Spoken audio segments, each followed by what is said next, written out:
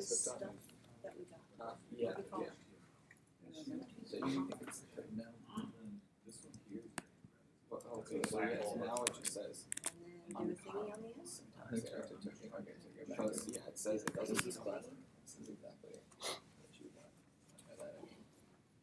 Yeah, well, at least it's not like telling me my treatise and my jQueries and stuff like it was before. So. Okay, I know that's not right, but still. That's amazing. What line did it say? What, that last parentheses? This one? Yeah, what is that parentheses attached to? All right. No, just the Grab a. You said we were supposed to do something with the eye later? Yeah, I kind of Oh, the I goes in the squares there. Yeah. trying to figure out the mathematics thing. You get a vote in? That's why it's up. No, that's what So I'm you calling do Okay. it there, too.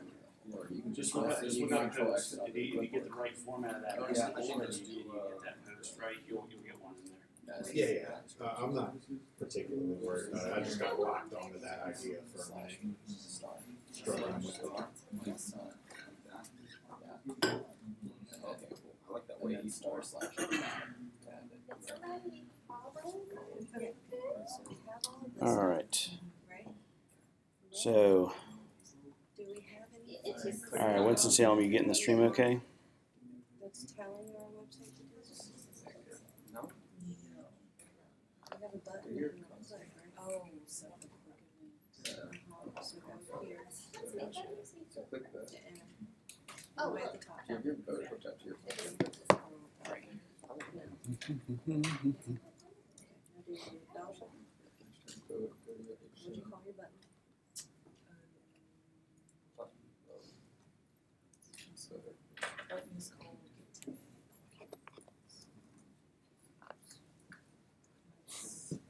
click function.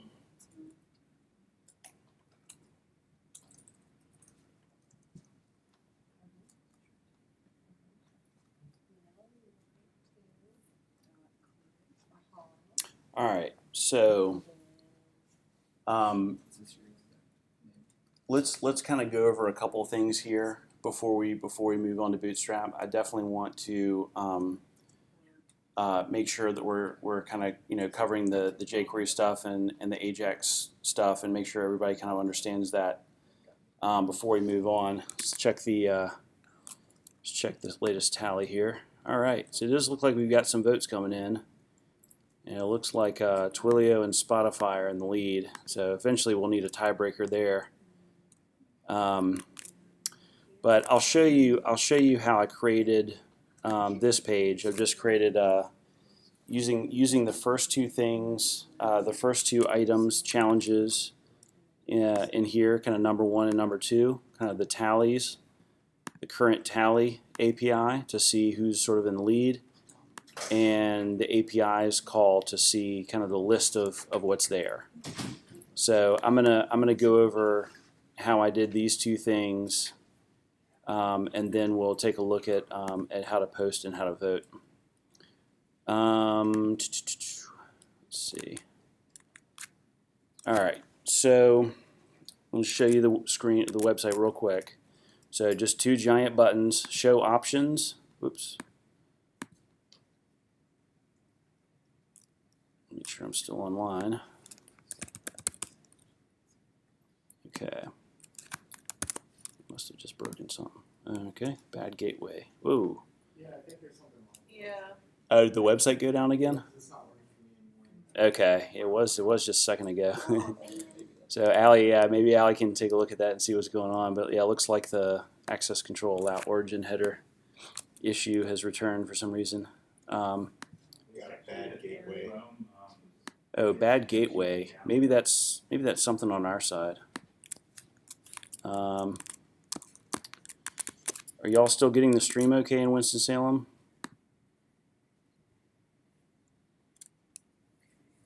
Make sure they can still see. Huh?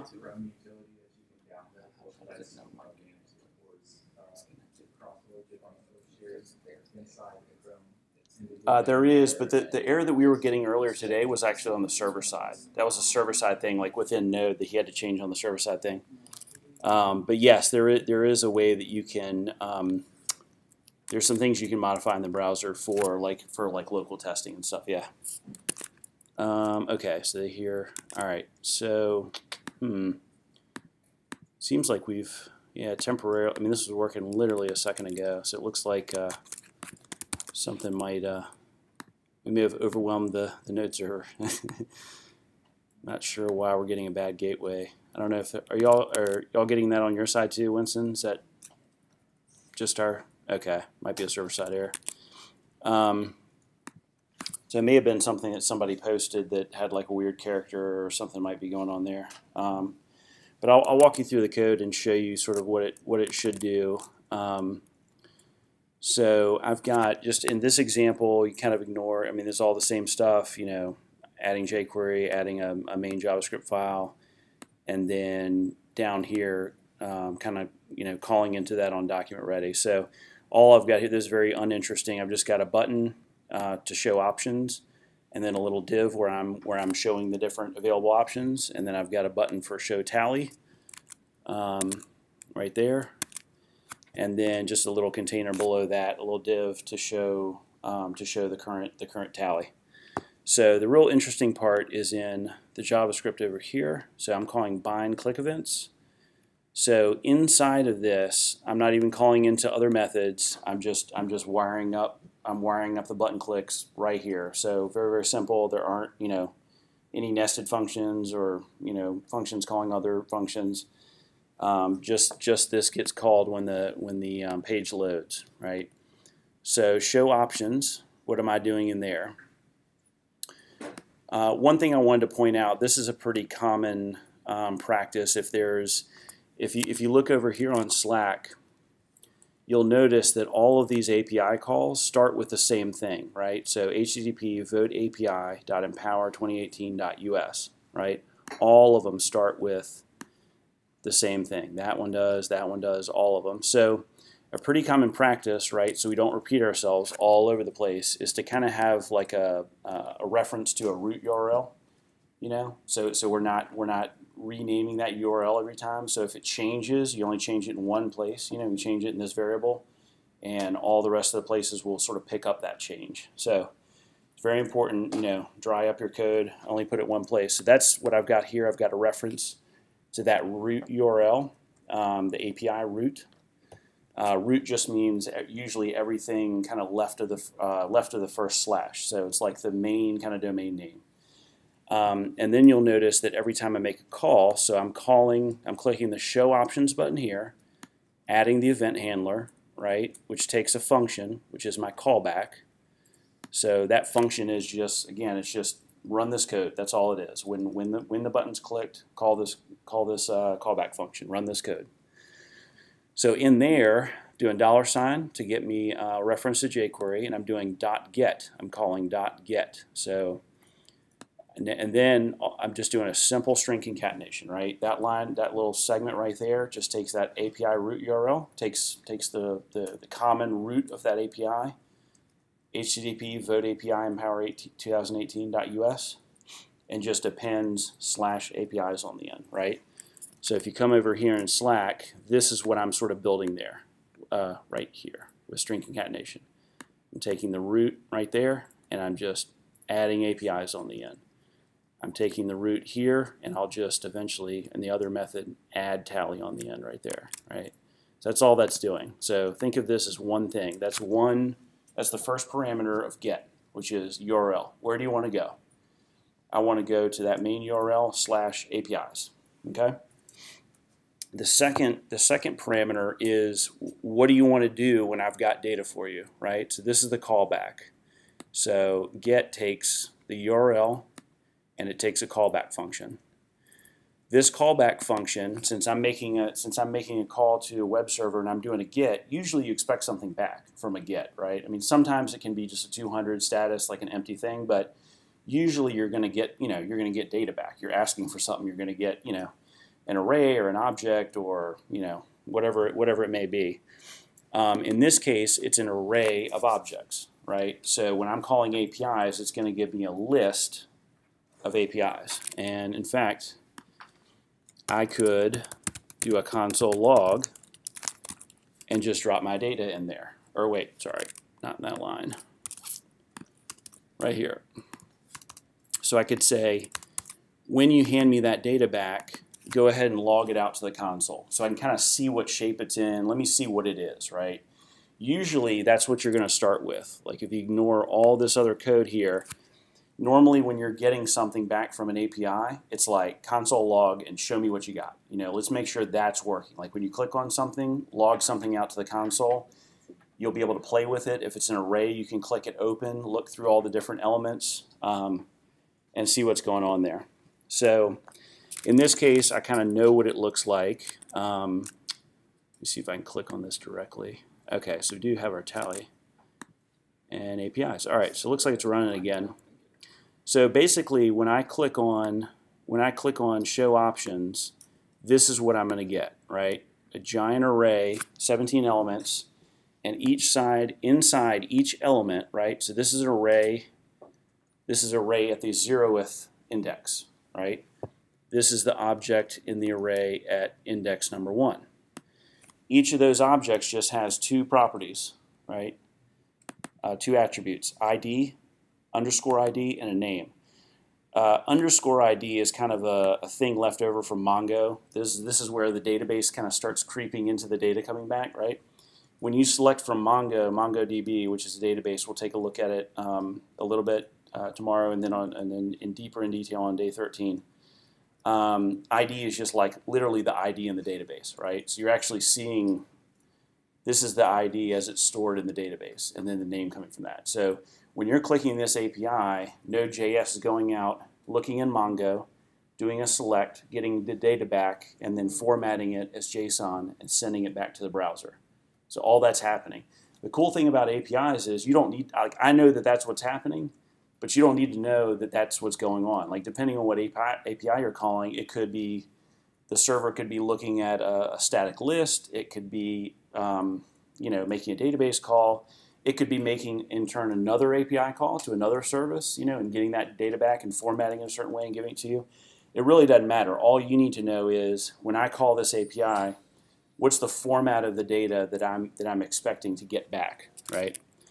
So when I call this show options, you'll see on my network tab here, let me clear that out. So you can always go to network, you can clear the tab out, and whenever you're making AJAX calls, when I click this button, you're going to see my call right here, okay? So I called that, and again, I'm getting back an array, I pop this open, and here are all my array elements, okay?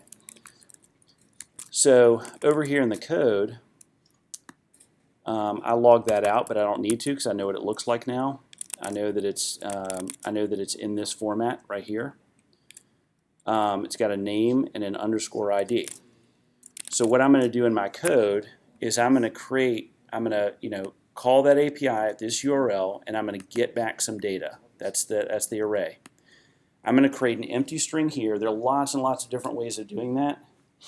I'm going to create a bunch of HTML by doing string concatenation and then just put the whole block of it inside a div. So that's all I'm doing right here. I'm creating a variable called option data.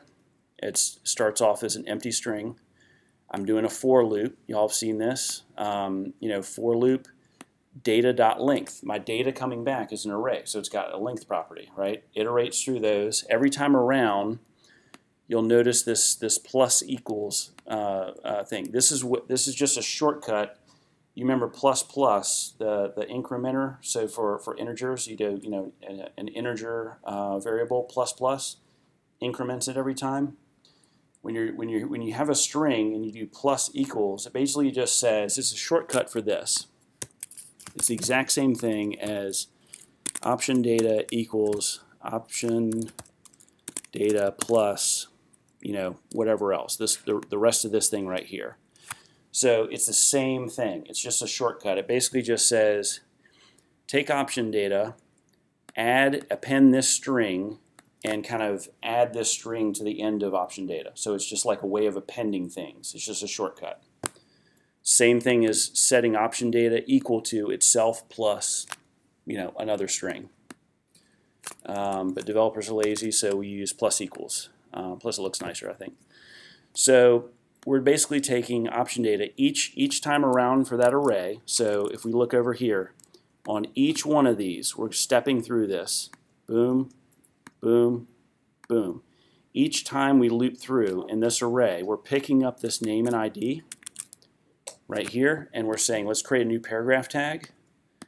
Let's use our string concatenation, right, to do ID, and then here's data of the I element, right, which is going to change each time. Dot ID. So you're using the attribute of that object at that array index, right? So that's going to show the ID plus string concatenation again, plus name, and then data.name. So we're creating a p tag and then close the p tag off at the end. So it's like make a new paragraph, ID, put the ID variable in there at that array index, show me the name, and then put the name variable in there at that index, right? So you can see that this is just looping through and creating a big block of p tags, each with ID name, ID name, ID name, right? Paragraph, paragraph, keeps on going.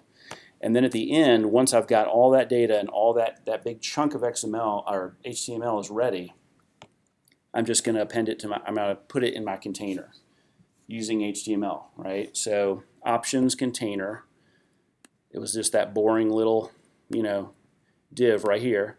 So there's the button that runs it, and there's the empty div, and it's going to put data here, right?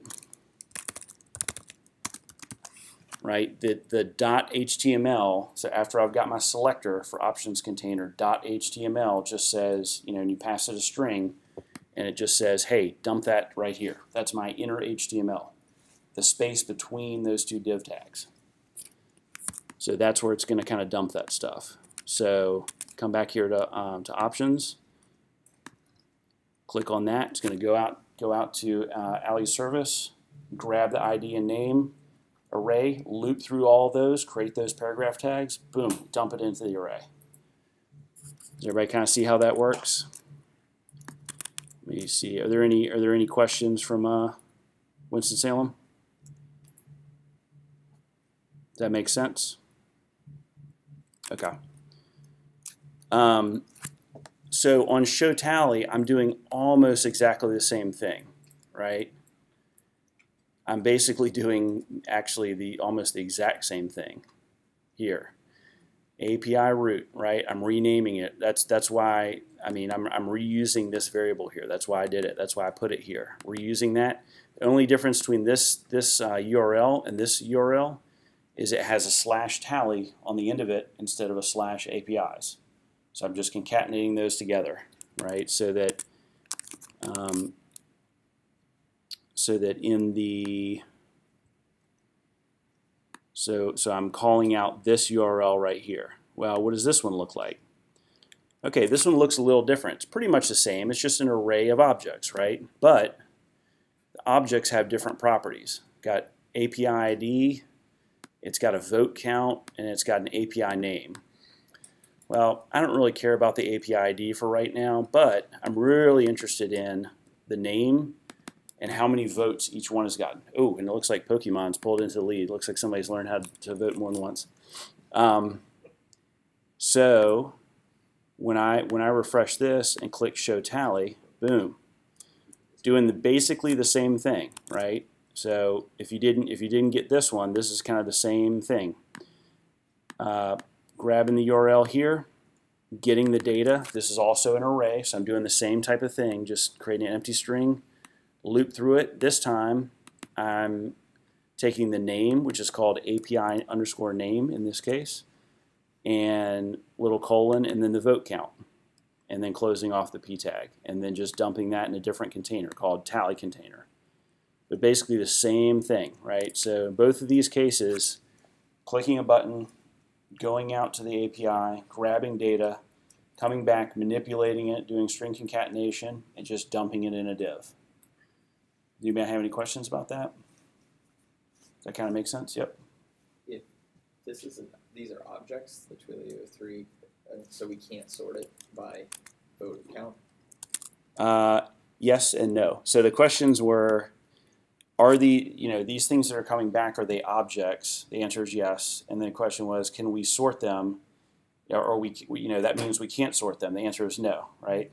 So you can loop, you can do sorting and different things on any kind of array. You just have to know which thing you're sorting on. So like, for instance, if you wanted to sort on vote count, right? Like Right. put the leaders towards the top of the thing. Yeah. All right. So I'm going to show you something I probably shouldn't. Allie might yell at me, but I'm going to show you another awesome library that we haven't mentioned yet, but that you'll use all the time. It's called underscore.js. There's also one called Lodash, which does like roughly the same thing. In fact, it's kind of a underscore sort of a superset of Lodash. So both of those are pretty awesome. These are functional libraries for JavaScript that allow you to do awesome things with lists and arrays. Okay. There's something called list comprehensions, where you've got a giant list.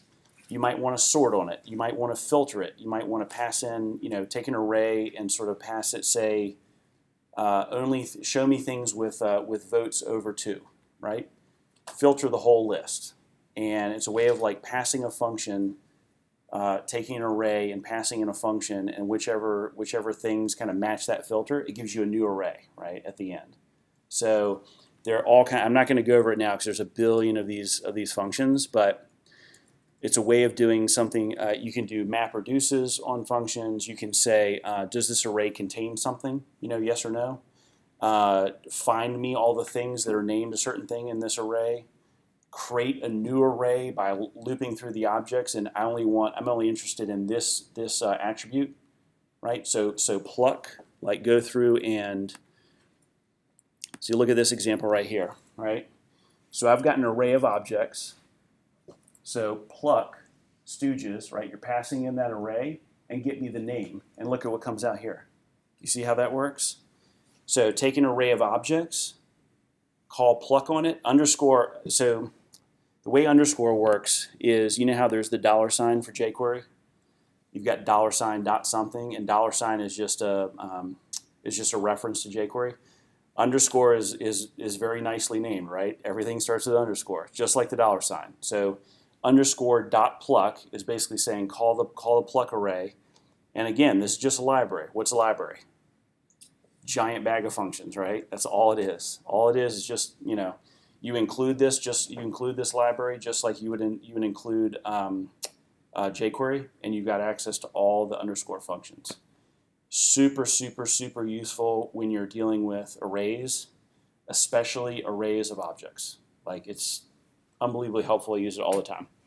But you can see what it's doing right here. Just in this example, it's really easy. So you've got an array of objects, just like the return of the data coming back from Allie's API. You're saying pluck. You're calling pluck on this array. So you're passing in this array as the first parameter, right?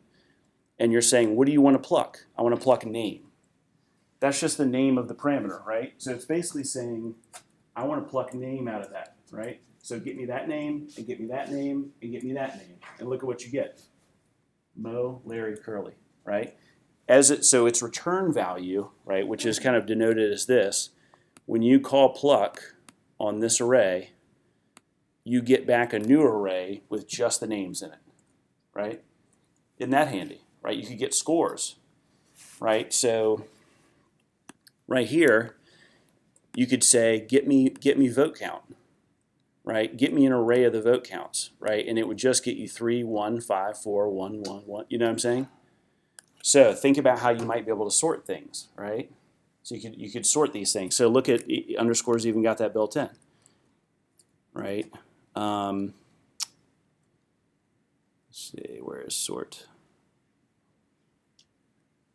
Well, somewhere in here.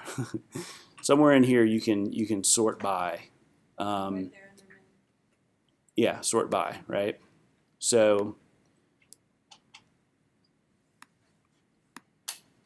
take that array and then sort by the, the math, the sign of the number, boom, and it gives you a different thing. Here we go. Here we go. Sort by name, right? So there's my stooges. You know, Lo, Mary, Curly, Larry, and Mo. Sort by name, right? And so all of a sudden, they're in alphabetical order, right? That array gets rearranged in alphabetical order. So for some of you who are asking kind of like, you know, how do I sort the leaderboard of the thing? You would literally add underscore and do something just like that. Very, very easy. Underscore makes it easy to do things. Again, you can do this in raw JavaScript. They do it under the covers. You know, it's just these giant functions. But being able to do something in one line is very, very powerful, and it reads really well. It's like, you know, sort by, array. What do you want to sort it by? Boom, you got your result. So super, super handy. Make a note of that. Underscore and Lodash, both kind of do similar things. Any other questions? Any other questions on what this is doing? All right. So now if we want to vote, right? So I'm not going to write all this, but I'm going to give you a hint for those of you who have not voted yet. So I'm going to come over here and I'm going to add a vote button. Actually, I'm going to add a text box so I can tell it what to vote for. So text box, let's call this API name. Let's get a button. You can tell my user interface skills are not the best. Call this vote or do vote.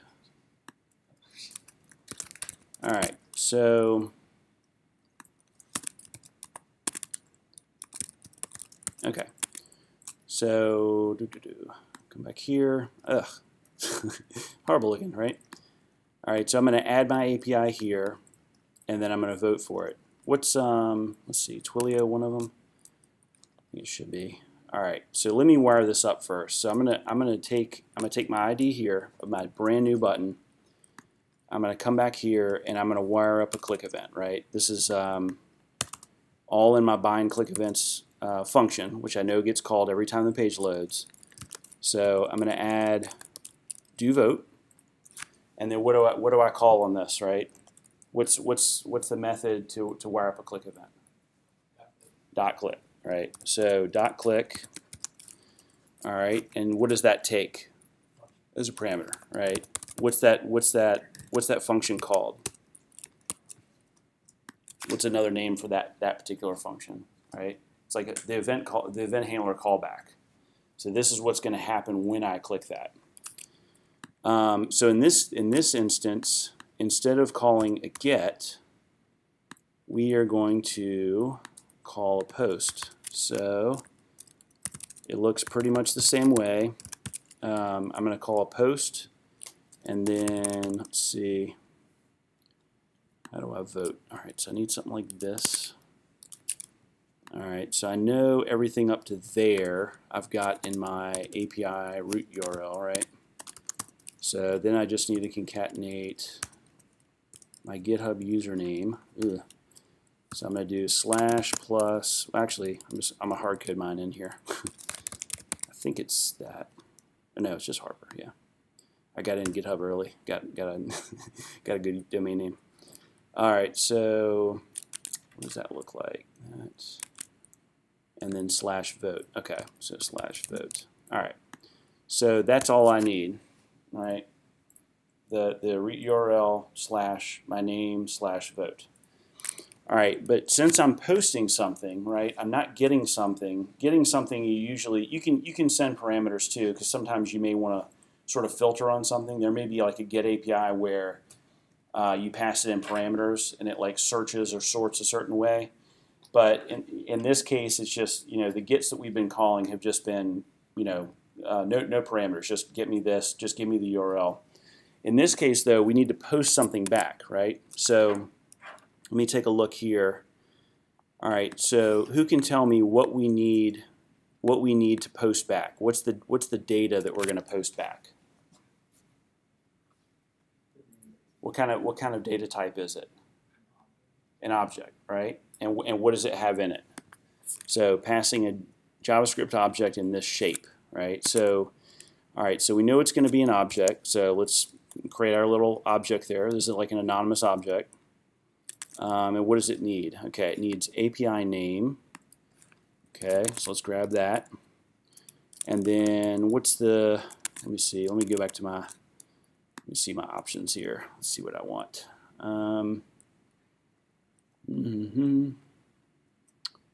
I like Twilio. Let's see what Twilio's up to. So I'm going to pass in, I'm going to vote for Twilio. Okay. Oh, no, wait, sorry. I was going to vote for, I was going to put in my, so I'm going to put in the value of my text box. That's right. So I've got API name. And how do I get the value out of that, right? I've done my selector for my text box. How do I get my value out of that? Almost. Almost. What's the value of a form? Value, right. Yep. So I'm just going to grab the val of that. Instead of hard coding it in here, I'm going to vote. I'm going to type that name in and vote for it.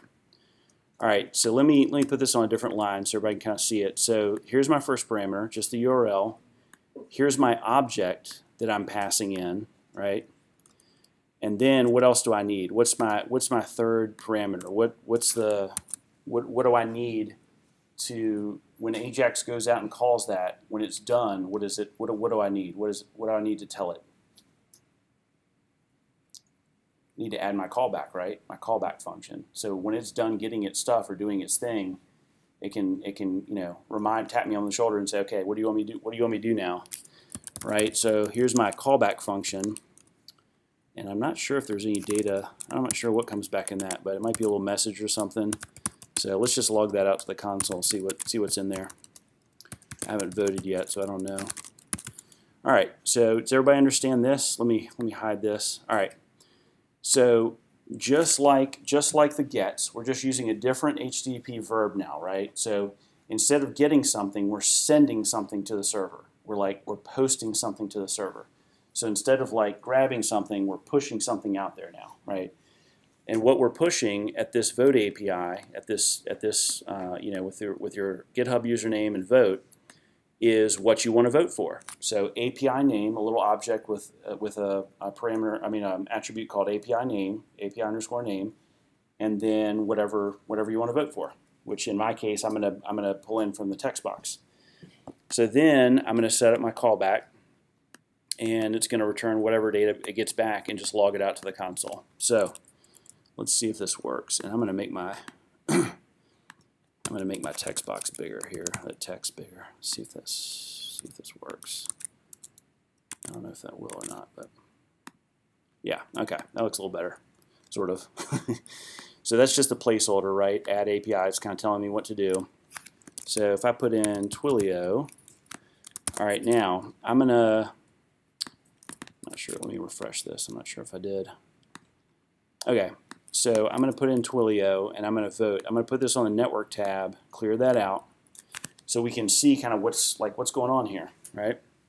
So when I vote, okay, I got back a 200. Boom. That probably means I'm golden, right? Whenever you get back a 200, that's the server saying okay. It's like giving you like the thumbs up. So let's take a look at what happened in here. All right. So success true, message, vote recorded, right? Just an object. Just an object. So Allie's node server is basically saying success true, it's giving us like a true or false, did it work or not, and then a nice little message, vote recorded. Now this message is something that we could put, in a, in a little alert or something, right? Coming back from the server, it's like, hey, we recorded your vote. Let's see what we sent it, right? So let's click, on headers. It's like, okay, I did a post, right, instead of a get. So you see the request method here is a post instead of a get. Status code 200, that's like A-OK. And let's look down here. Now, look at this down here. This is something that we don't have on our gets, right? When I call those gets, I'm just like calling the URL and saying, give me something. But you'll notice in this post, look down here, form data. API name Twilio, right? So this is showing me, this is what I sent. This is like a preview of what I sent to the server. And then this preview and this response is what I got back from the server, right? So now if we go to show tally, Twilio, Pokemon's really in the lead. They're staying ahead of the game there. So, but there's one more vote for Twilio. Let's see if we can do that twice. Let's see if we can stuff the ballot box here. Vote. Show tally. Oh, so it looks like Allie's put in some validation based on username that I can't vote more than once. So that's good. Keeping me from cheating there. So let's take a look at that code. Let's take a look at that code one more time. All right. So so right here, almost the exact same thing as get. Right. All I'm doing is calling post instead of get, passing at the API. The only difference here is, I'm sending it something, right? So I've got that object with the API name and then the value of whatever I put in my text box. And then I'm just logging to the console that little success message coming back. That's it. So, I mean, think about it. Just with that amount of code, I'm talking to a server, voting, it's registering it, putting it in a database, and sending me back a message, and I'm console logging out that message. So you can see Ajax isn't it's not that scary, right? All you got to learn is get and post. That's what you're going to use most of the time. Getting stuff from the server, sending stuff to the server. Very, very simple. Usually it's just URL, the parameters of what you want to send, and then getting a callback with the data that you're getting back. Very, very easy. Are there any questions? Can you show the HTML? Yeah, the HTML for this. So the HTML for that particular section is just a text box and a button, and just a button. That's it. So the text box, I just put that there. I could have hard-coded Twilio and voted for it, but I just wanted to grab the. I mean, in real life, usually you're going to have like a user form, right? Somebody types something in. Okay, what we just did, this could be the login to Facebook, right? I mean, just so you all understand, this is literally how 90% of the internet works. This could be, instead of me typing what I want to vote for and hitting vote, this could be me typing username and password and clicking login to Facebook. This is exactly how it works. They're going to have JavaScript on their page that literally takes a post, right? And instead of API name and stuff here, they're going to have username and password. And that's going to pass it to their servers. Their server is going to look it up in a database, make sure it's you, make sure the password's right, and send you back a cookie, an authorization cookie, and log you into Facebook. So this is no different than how you would write the login to Facebook. I mean, or GitHub or anything else. This is all how it's done. And once you have these two concepts, kind of getting and posting, all of these APIs on the internet open up. You can go to any of these API things, and it'll show you kind of what to send it, where to send it, and you can do it with a very, very simple web page. It all works the same. It's once you do it a couple times, you're like, oh man, this is crazy easy. You do all kinds of cool mashups and bring in maps and bring in data and load it over top of the maps, and I mean it's not that hard. All you need is jQuery and a little bit of Ajax, and that's it. Again, it's one of those things, you can do Ajax without jQuery. It's just it's longer and kind of nasty. This makes it nice and simple. So let me see. Let me look at questions here. All right. Underscore is sweet, but if you don't want to be distracted by a new library just yet. Yeah. Okay. So that's a good point. Yeah. There's a sort built into the native JavaScript array. Thanks for pointing that out, Ali. That's yeah. Basically, you pass it a function of the first element and the last element, and it kind of does like a bubble sort essentially. But I will say underscore. If you play around with underscore a little bit, you'll see very quickly how useful it is. Anything else? Any other questions? All right. So again, I'm going to post all of this. I'm going to post all of this code out as part of the exercise, so you can kind of see how it all works and everything. Why don't we take a 10-minute break, and then when we're done, we'll jump into some Bootstrap stuff. Does everybody feel at least like they've kind of seen and sort of familiar with Ajax. Even if if it hadn't, if it hadn't stuck yet, or you haven't had that aha moment, everybody kind of like feel like they've sort of seen what it looks like, feel comfortable with it at least. It really truly is just these couple of this is most of what you're going to see. Get some data back, write it out to the screen, post, find a form element, get some data, and send it to the server. Like that pattern is like just all over the place. Like that's really kind of most of what's out there. And if you can get those pieces, you can work with pretty much any API. All right, let's take a 10-minute break, and then we'll start up with Bootstrap and just get into that. We're not going to cover all of Bootstrap today because it's kind of late in the day, but we'll get kind of started with it so everything looks